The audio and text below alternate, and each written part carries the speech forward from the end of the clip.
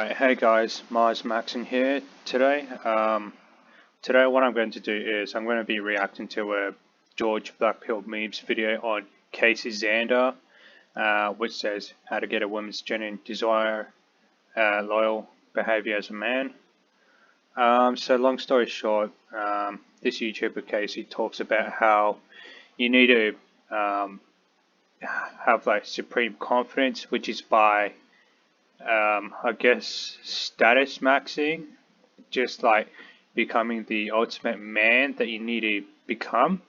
But I'm gonna disprove this.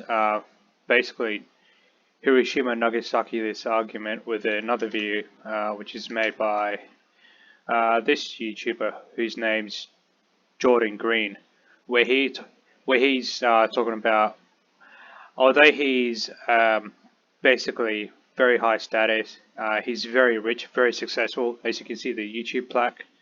He's still having a lot of trouble in the dating market, and I'll be able to explain what's going on from a black pill perspective. So, a lot of people will be questioning, oh, like how is it that some guys are able to get success more than others? Well, I'll be able to explain very easily.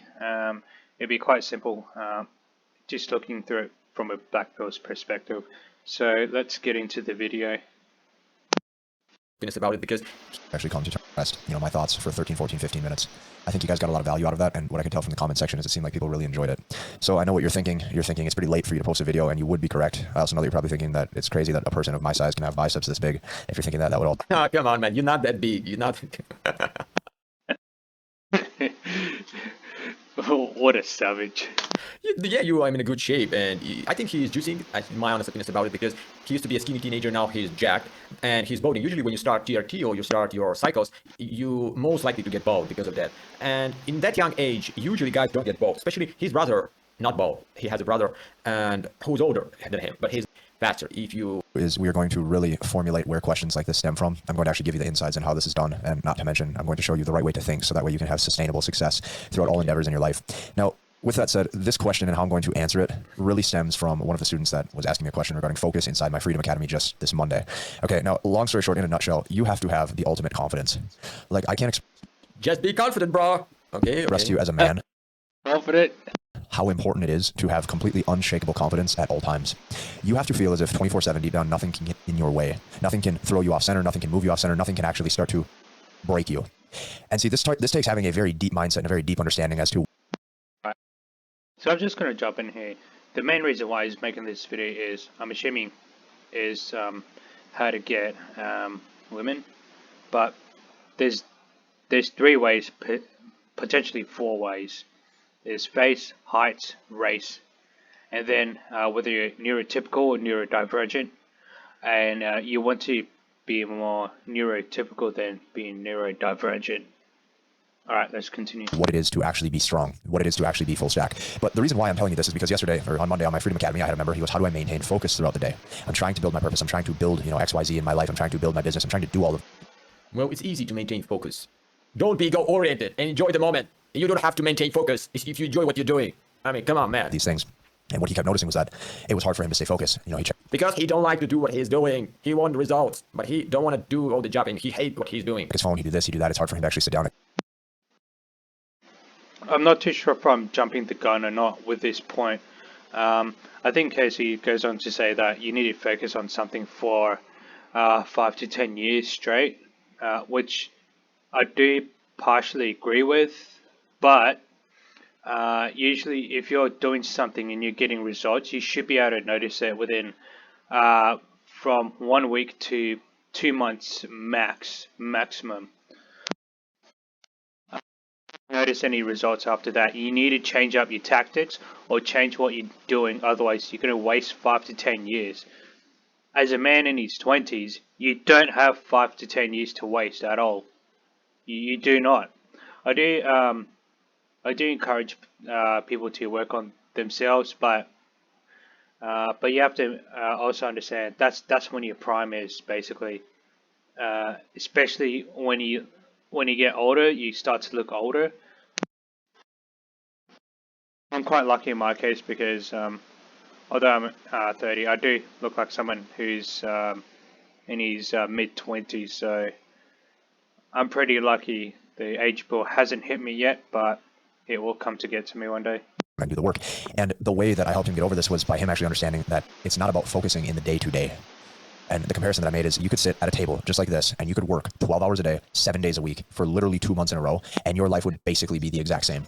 Like, just think about that for a second. Your life. No, not would be exactly so. You will be tired as fuck and hate your life and hate yourself. That would happen if you work 12 hours a day in 2 months in a row. Life would pretty much be the exact same. Now you might be wondering, how does this stem into your dating life? How does this stem into how you live as a man? Well, continue watching because you're going to need to actually internalize this.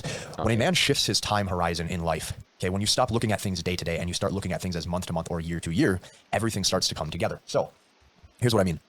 Well, he's so focused on building his business and staying on his purpose this day, this month. Okay, I'm looking at my business, my purpose throughout the next 5 to 10 years. So I myself will lose focus time to time, just like everybody, right? Some cute chick might text me. I'm going to take a second. I might reply. Me and my brother might kick it to a music video or a song. We might take time out of our day to do that, even though we're supposed to be working. Okay, a new YouTube video from a content creator that I watch might pop up that I'm into. I might have to take a quick break and check that out. But it's not about the focus day to day. It's about, can you sit down and can you focus for the next 5 to 10 years? Can you actually make? Sure. His argument is correct, but you have to make sure that you're starting to see results when you start focusing. You need to make sure that whatever it is you're doing is working. Otherwise, you'll waste 5 to 10 years, and before you know it, you'll be in your 30s or 40s. Maintain alignment with yourself and with your purpose over the next 5 to 10 years. Now, this stems into confidence. This stems into who you are. So when it comes to women, and when it comes to... That's my point, guys. You can focus for months if you're doing something you don't like to do. But if we're talking about years, if we're talking about 5 years, 10 years, 20 years, you must love what you do if you want to focus on it. How can you focus for 10 years doing something that you don't like to do? It just feel good about yourself is you have to maintain alignment and realize that your confidence is not about who you are right now. Your confidence is not about who you were yesterday. Your confidence stems from the work that you know that you're about to put in the future.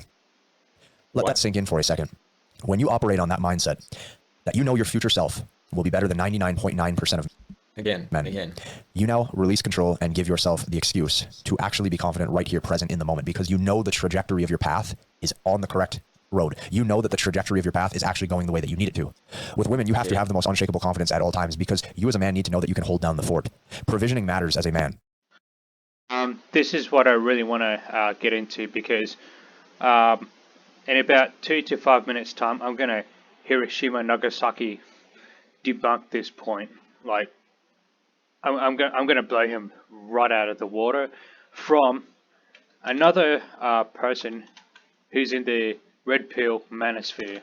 So these two guys essentially have the same philosophy, but we'll get to that in a moment. Status matters as a man. Success matters as a man. Getting rich matters as a man. Having enough resources for yourself so that way you can live a life of abundance matters. Well, if your confidence comes only from your resources and how much money you have, it's not true confidence, isn't it? Let's get into it now. So the second part of this video is about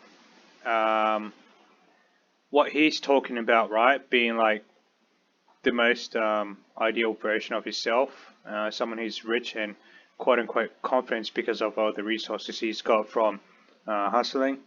We're gonna go move on to. Sorry about that, mate. We are going to move on to another YouTuber who's basically has done all that. He's got 129,000 subscribers.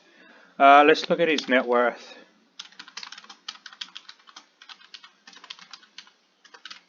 I know this is not accurate, but let's have a look.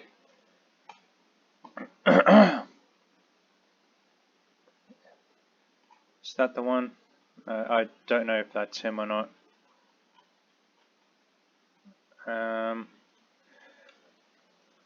Okay, so I'm assuming he doesn't have a full-time job. He does YouTube full-time, so I'm assuming he's earning a lot of money. But we're gonna listen to the struggles that he has in dating as a high-value man who's earning so much money that he does not have to work. All right, let's get into it. I ended up meeting multiple women. Okay, I think I met 4 women on Hinge and 1 on Bumble. And basically I was talking to 5 girls at one time. Now in the past, I probably wouldn't have done this because I had different perceptions about exclusivity. But what I realized over time is that until you have that conversation about exclusivity, there's no reason to fully invest yourself in one girl. So I was talking to 5 different girls at one time. And I'm sure that all of them were talking to at least 5 different dudes at the same time. And I didn't have anything against them for that. Nevertheless, I was talking to 5 different girls at one time, and they all ghosted me. All 5 of them ghosted me. But get this, they all ghosted me within the span. You red pill fuckers. So just because you're a high value man, it does not mean that it's going to fix your dating life. So the way to do that is to, in my opinion, is to basically looks max, and you need to have 3 things going for you. You need to be good looking. You need to have good height and be appropriate race as well. And the 4th thing after that is whether you're neurodivergent or neurotypical. People who are higher neurodivergence typically has autism or has other mental health issues, whereas people who are neurotypical are people who are more normal. Alright, well, let's continue with the video. 36 to 48 hours. I'm talking about on a Friday, I was talking to 5 girls, and by that following Monday, I was talking to 0 girls. And in the past, had this happened, I probably would have been very, very resentful. I would have been devastated, if anything, because I would have taken it personally. I would have taken it as an indictment on my personal character. What I've learned is that it has less to do with me and more to do with the general dating economy and people's lack of self-love. Now, I'm not discounting my personal accountability. I'm sure that there are things that I could have done better. Some of the girls I just wasn't compatible with to begin with. I understand that. But to get ghosted by 5 girls at one time, I've learned to look for the silver lining in every single situation. Okay, and for a while, if you're texting a girl you really like, but she's leaving you on red, waiting hours to reply, or... Fantastic. I get to react to another video. This guy looks like a sub 5, to be honest. I know this is not part of the video, but he's definitely bald. He's fat as well. I'm assuming he's short or has a small frame. Yeah, why not? Let's react to this video. Ghosting you whenever you ask her out, then listen up and face this f***ing fact. She's always on her phone. Girls are always on their phone, which means she sees your messages popping up, but she's choosing not to reply. Why? Because I kind of denied the things that I'm about to tell you in this video. What I've learned by observing other people's experiences is that I was right. Okay, my initial gut feeling was right. Hypergamy is a lie. Or better yet, hypergamy is much more nuanced than red pill YouTubers would like you to believe. Because here's the real hypergamy. It's face, height, race. Because you have to understand, hypergamy is founded on the notion that women are logical, when that cannot be further from the truth. Women are emotional creatures, by and large. That's not to say that women aren't capable of utilizing logic in their day-to-day lives. Just like me as a man, I'm capable of tapping into my emotions at any given time to write a book, for example. Okay, I can tap into my emotions, women can tap into logic. But understand that hypergamy is not as simple as women actively seeking out men with higher status or more money or better looks or anything like that. Okay, I learned that the hard way when I got ghosted by 5 girls at one time. Now, here's what I've learned, okay, in my experiences putting myself back out there into the dating market. What I've learned is that just because you are elevating yourself does not mean that the pool of women gets bigger. That is the biggest misconception that you have been led to believe by the red pill community, or by the manosphere in general, is that when you level up, the dating pool gets bigger. That is a lie. For one, because as you level up, your self-worth increases. You're less tolerant of certain types of women because you know that you can do better. And when you know that you can do better, you don't tolerate bullshit. So in my experience, there's women that I cut off because they were on some bullshit. I wouldn't say that women are full of bullshit, but I think more likely is most of the ones that we do want to attract are typically younger, between 20 to 25. So it's not worse off as people. It's more like when I was like 20 to 25, I wasn't as smart as I am now or as self-aware. So yeah, maybe they do go out there and do like stupid things, but that's because they're younger. They're not the most attractive ones. They're not like stupid because of the things that they do. It's because they're like a bit naive, just like most of us are between the ages of 20 to 25. I don't have any data for this at the moment. I'm just speaking with personal experience, but let's continue. Whereas in the past, maybe at 19 years old when I was working at H&M, I might not have had that option because I wouldn't have had access to the dating pool that I have. And I know that sounds contradictory to what I just said, but in other words, you automatically exclude women from the dating pool because they don't meet your standards. You have higher standards for them because you have high standards for yourself. It's just the nature of life. It's the nature of elevation, right? So for example, if you're 25 years old and you're making 6 figures and you're just doing exceptionally well for your age, why would you want to date a 19-year-old retail worker? It doesn't make sense. When you get to a certain level in life, you want to be surrounded by people who are also either at that level, striving to get to that level, or who have passed that level.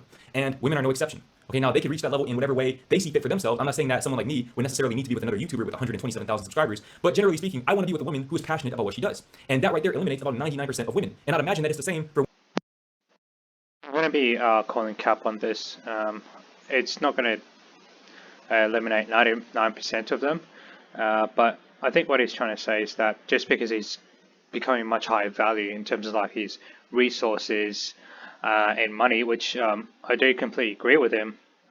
He's got 129,000 subscribers, and like I said, he's he doesn't have to work a 9 to 5, and I really commend him for that. However, the thing is that I'm going to take a stab in the dark.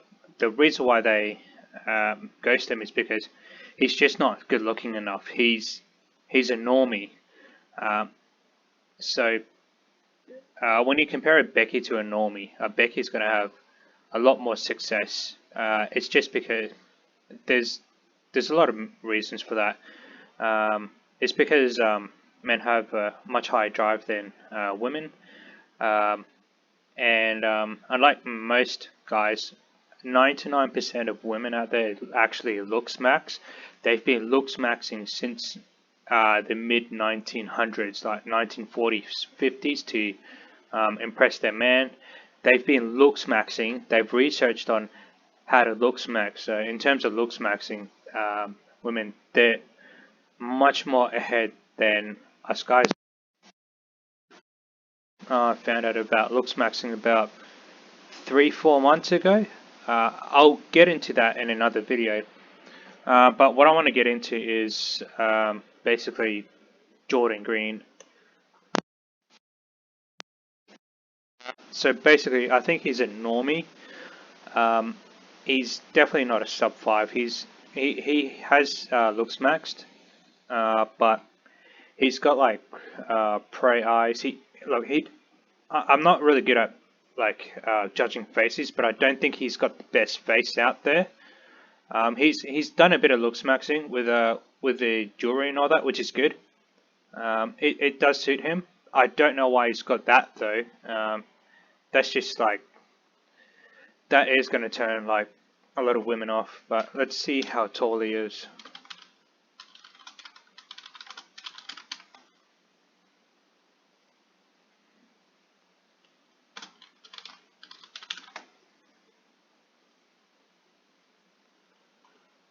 Okay. Alright, so it essentially says, I don't think that's him. I think we've run into that before, guys. Sorry, my apologies. Just bear with me. I can't find any pictures of him at all. It says he's a photographer. Okay. Yeah, look, it's hard to see how tall he actually is. But you can look at him. He hasn't got the best frame either.